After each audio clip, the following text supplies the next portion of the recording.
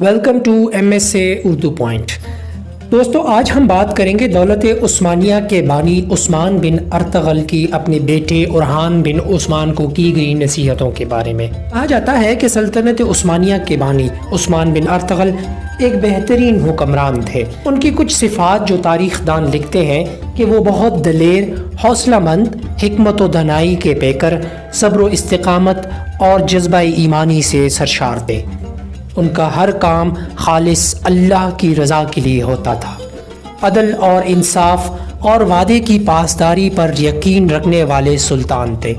یہی وجہ ہے کہ جب عثمان غازی کسی علاقے کو فتح کرنا چاہتے تو ان کے سامنے تین میں سے ایک چیز اختیار کرنے کا مطالبہ کرتے کہ اسلام قبول کر لیں، جزیہ دیں یا پھر جنگ کے لیے تیار ہو جائیں۔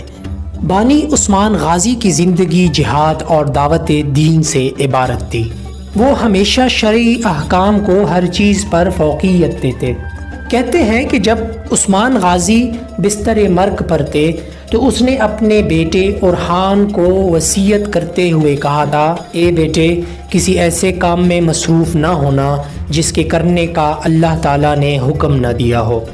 جب بھی امور سلطنت کی انجام دہی میں کوئی مشکل پیش آئے تو علماء دین سے مشورہ لینا اور ان سے امداد طلب کرنا۔ میرے بیٹے، فرمانبردار لوگوں کو اعزاز سے نوازنا، فوجوں پر انعام و اکرام کرنا۔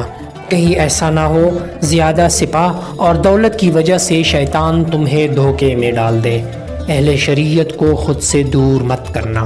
بیٹا، آپ جانتے ہیں کہ ہمارا مقصود رب العالمین کی رضا جوئی ہے اور یہ کہ ہم جہاد کے ذریعے تمام عالم میں اپنے دین کے نور کو عام کر دیں۔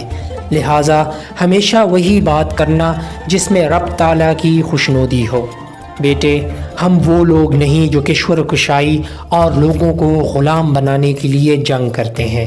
ہم نے زندہ رہنا ہے تو اسلام کی خاطر اور مرنا ہے تو بھی اسلام کی خاطر، اور یہ ہے وہ چیز میرے بیٹے جس کا تو اہل ہے۔ ایک اور جگہ پر تاریخ دان ان کی وصیت کو کچھ یوں بیان کرتے ہیں، اے بیٹے، میں اپنے رب کی بارگاہ میں جا رہا ہوں۔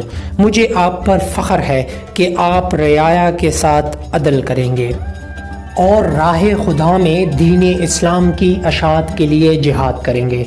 اے بیٹے، میں وصیت کرتا ہوں ہمیشہ علماء امت کا خیال رکھنا، ان کی عزت و تکریم میں کوئی فرق نہ آنے دینا، ان کے مشوروں پر عمل کرنا کیونکہ وہ بھلائی کا ہی حکم دیتے ہیں۔